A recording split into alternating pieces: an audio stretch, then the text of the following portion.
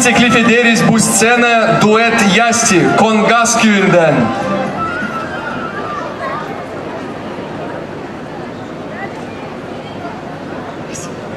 Akşam hayır olsun.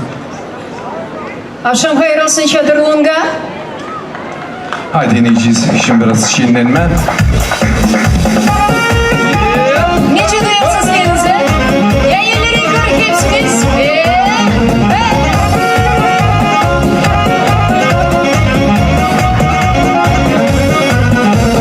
Ne güzelsin sen sevgili canım. Gel seni sarayım, yanını öpeyim. Ne güzelsin sen sevgili canım. Gel seni sarayım, yanını öpeyim. Несуни сюда, фугарайкой sen. Гитай пора казан, сора не плаща. Несуни сюда, фугарайкой sen. Гитай пора казан, сора не плаща. Yeni türlü layda var gelinler.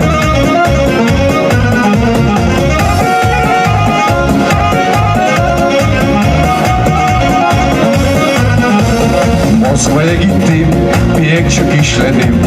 Para kazandım, hem bir ev yaptım. Moskova'ya gittim, pek çok işledim. Para kazandım, hem bir ev yaptım. Yenisi o bilgi ama var küste. Arabada gezinme ben bilirim de. Yenisi o bilgi ama var küste. Arabada gezinme ben bilirim de. Hayırlanalım, geçineceğiz iyi işler. Bunun olacak ayol istemiyor.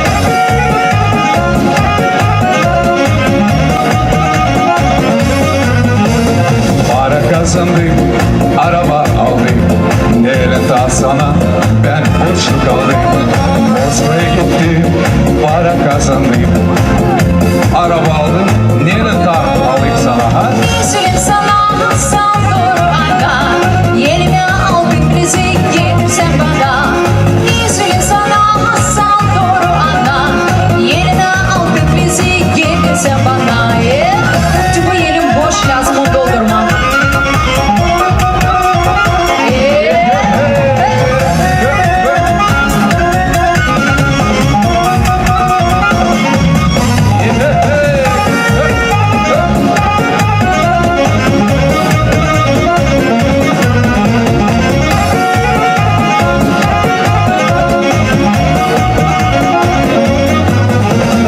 Hepsini aldım, sana getirdim. Ya dolanalım, bir dünya balıyım. Hepsini aldım, sana getirdim.